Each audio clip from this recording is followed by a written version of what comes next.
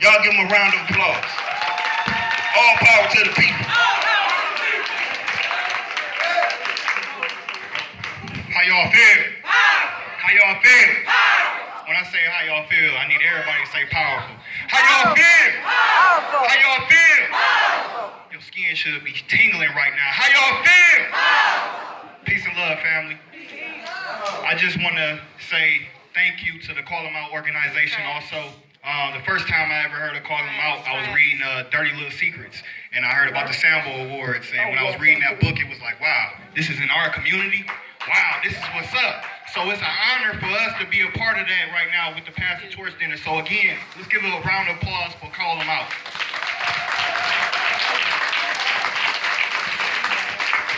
So as my brother Zeke was saying about the organization and the things that we do, we hold ourselves accountable. You know, accountability is our biggest thing. So we do have a tremendous announcement. I have something written for you guys that I just want you guys to hear from us, okay?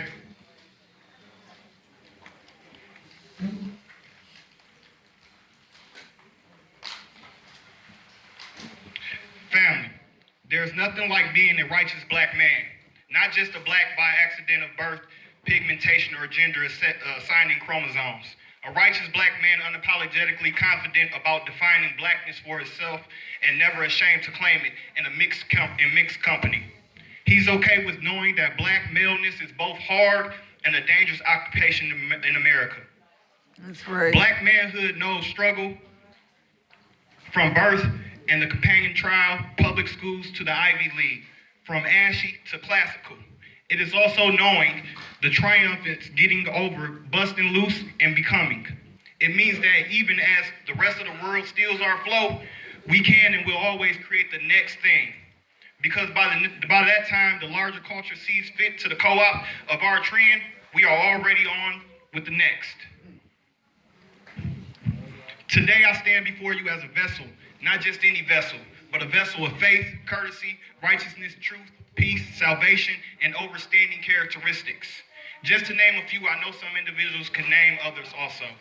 Throughout my lifespan, I have encountered numerous trials and tribulations that I have overcame.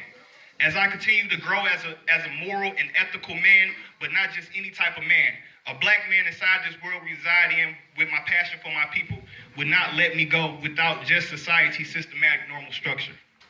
I began to wonder the existence of life itself and indulge my mind more in the words of the great leaders before and amongst us now. As my mind started to form those words and articulate them into visual images of what is occurring inside our black urban communities in modern time, I began to converse with family and friends about current events that were happening around the world. The murder of Trayvon Martin,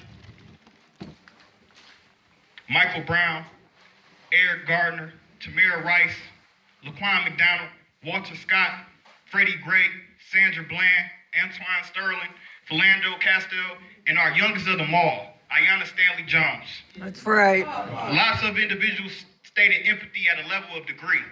But when that flame deep down inside began to roar, I began to venture out into the world as we know it, searching for life, reaching for a beacon. To my finding, that light wasn't anywhere in my sight. My life wasn't the same due to my mental expansion from our history and reality. It led me down the research hole of the mental health disorder that plagued us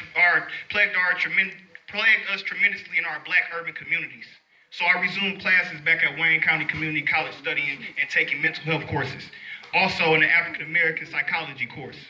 Within this journey of mine, it has transpired phenomenal attributes that I may have overlooked or was just too blinded to see within me. We are born leaders of the future. My life advanced before my eyes from working in corporate America for 8+ years, surviving, to dismissing from that program and walking away with my instilled characteristics from birth. I began to get down with the dirty work, as some shall call it. For the last 4 years, going into the garden, taking the rich, hard, untreated soil and tilling. While amongst these endeavors, the encounters of 2016, with fighting for my life over not guilty of 2 felonies, assault, resisting destruction of 2 Detroit police officers in August, while exercising our right of the First, Second, and Fourth Amendments. I was in a fight for my life, as some would say, but my outlook was different. I was in a fight for the future life. Let me clarify the word usage of future for some individuals. the time or a period of following the moment, speaking or writing. Time regards as still to come. I utilize that word in the context of our youth that will come amongst us. For if I, a black man in America, would take a plea for something I did not commit, I would have been just going with society's systematic normal structure. While fighting my allegations and holding strong to my instilled characteristics, November, a rumble of the world came. My brother and I were involved in and could have been a fatal car accident. I don't speak on this moment to bring negative into my venture, but to reflect positive unto this venture. As we stepped away just with minor bruises, I began reflecting on the great Michael Jackson song, "We Are Here to Change the World," another part of me. Coming back from that accident and still facing life-changing allegations, my inner flame grew stronger. On January 27th, 2017, 10:10 a.m., I was acquitted by a trial jury of my peers for the allegations of two felonies for assault, resisting instruction of Detroit police officers. So I know you're asking yourself, what's this about? As being the chief visionary and executive coordinator officer of New Era Detroit, and every day living to lead by example, I couldn't do this work without the love of my family, genetically and non-genetically related. For amongst success, there is a great voyage of sacrifice. Today is February 27th, 2017. Exactly a month later since being acquitted of two felonies, exactly a year later since New Era Detroit expanded our voyage to Atlanta, Georgia to form our New Era Atlanta chapter, I am honored and humbled to announce I, James A. Everhart Jr., will be running as a potential candidate for Detroit City Council-elect District 1.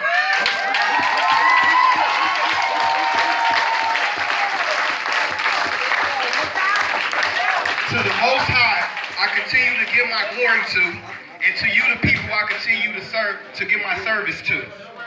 As I continue down this voyage with my mind focused above the horizon line of encouragement, resurrection, and redemption, some individual categorize the future as the lost, dead, and the useless. I am here along with my administration to continue demonstrating this is not us. This is not our future destiny. We will prevail our divine soul purpose.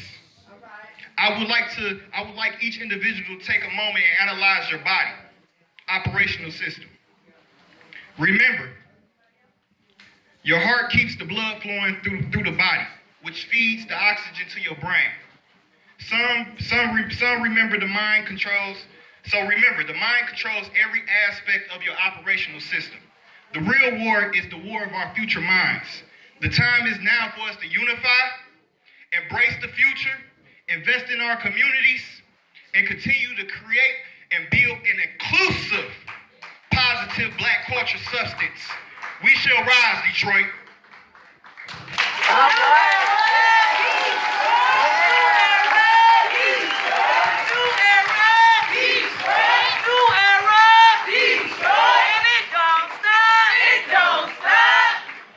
Y'all give Brother Scrill a round of applause.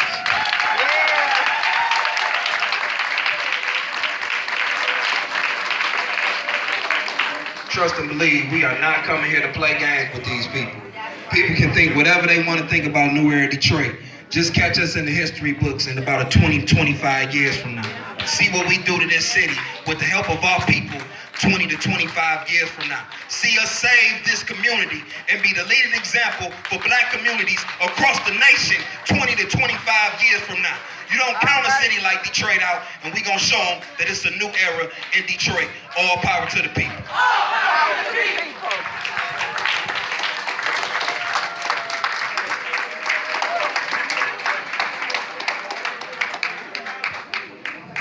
Right now, we want y'all to hear just a few words from some of our young kings. Like was stated before, we have a Young Kings program, a Building Young Kings program inside Persian High School.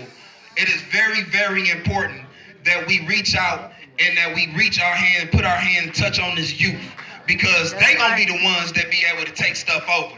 I don't care how many older Negroes, including in my generation and up, that feel like this is hopeless, ain't nothing gonna change, we live in the same thing. As long as these youth is here, as long as there's new black babies born every single day, there is hope, and there is extreme, extreme, extreme extreme vision for our people. So I want y'all to hear from the youth. You know, because there's so many times in all of this stuff that get mixed up, we don't actually hear from the youth. So y'all need to hear from the youth and hear what's going on and hear their heart and soul. Y'all give a round of applause for the youth out of Persian High School. This brother Donnell. How y'all doing tonight, my kings and queens? As Zeke said, I'm Donnell Johnson from Persian High School. Well, I formerly attended Persian High School because the DPS program, their academics seem to fail the black youth in our community. So I had to outreach all the way to Southwest and drive that 35 to 45 minutes every morning to get to school on time so I could get a better education.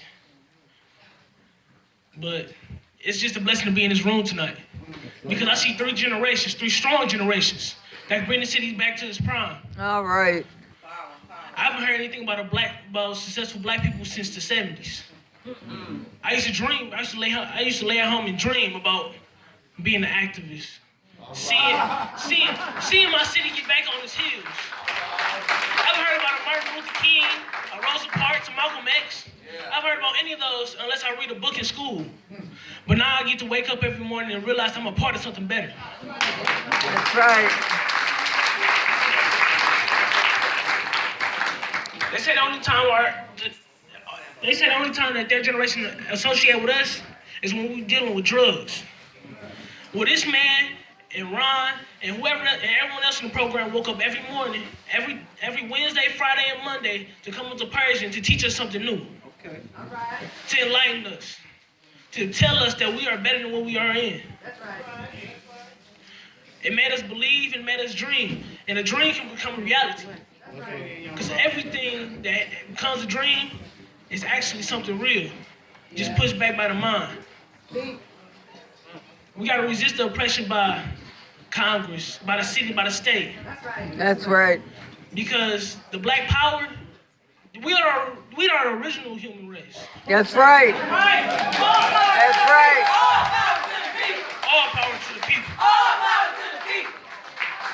The kids and queens in this room, we are raised thoroughbred. Right. We are the true leaders. Yet they caught us at our weakness and took us for granted. They broke us down. They broke our grandparents down, our fathers down, our mothers down. So that the strength in the black person can vanish. That's right.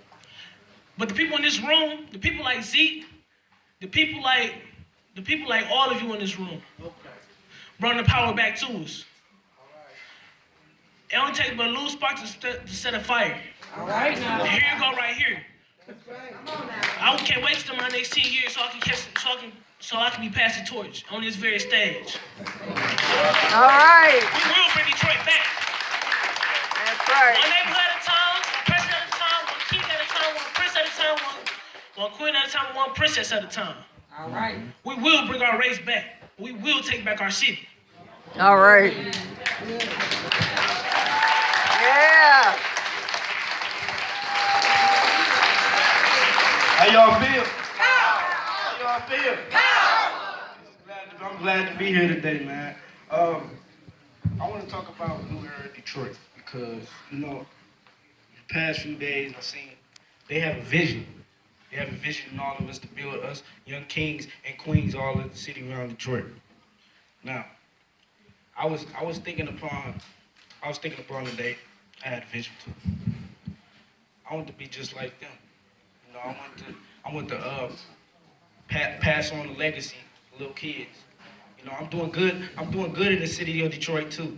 I help kids when they need help. All right. I feed the homeless when they need help. Okay.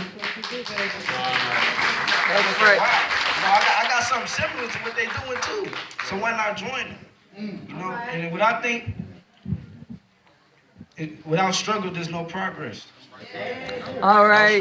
That's right. And they started from the ground up, so they deserve their progress. Let's keep this legacy going on. We're in Detroit. All right. Y'all give these young men a round of applause. This is our future. Future looking damn bright to me.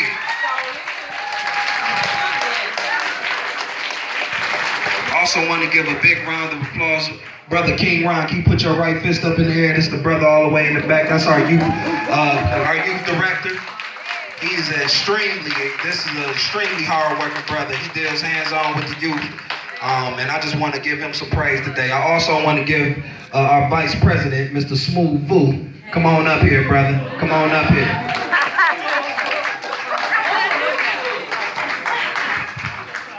All power to the people. All power to the people. Beautiful crowd up in here, beautiful. I know y'all here, y'all like, look, I want to hear the coons. Skip all that. That's what y'all came here for. But I'm gonna be very short and brief, but I just want to say this is a very important event. What New Era Detroit predicates itself on is accountability. And when we in a city where you have 83% of the population, African American, black, whatever you want to call it, and then you have a man that came from Livonia, the guy that didn't write him, and he's buying all these Negroes in the city of Detroit, something has to change.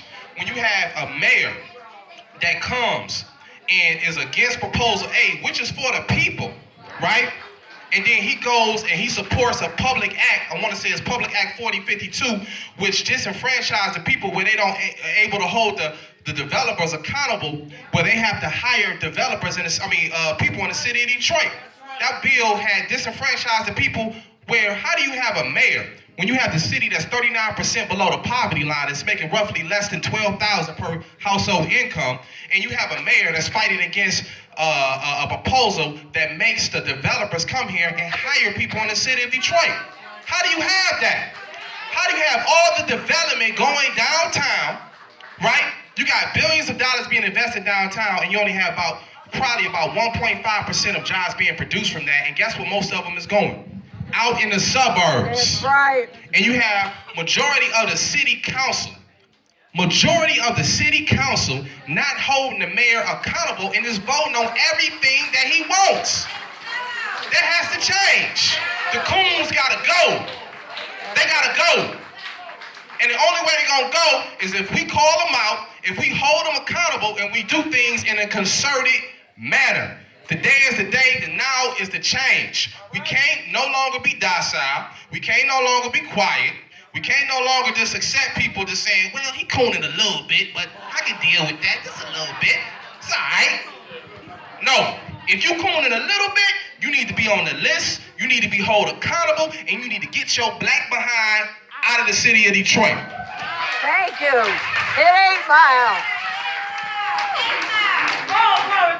All power to the people. All power to And when we say all power to the people, we really mean that, because the power is in us. I don't care if there's a Dan Gilbert or Mike, rest in peace. Well, I ain't gonna be evil. Okay. Go ahead and be. But with the Dan Gilberts, with all the billionaires that we have and millionaires investing in the city of Detroit, that's buying off people, that's buying all this development, that's passing bills where they can inherit the property tax and the income. They doing all these things.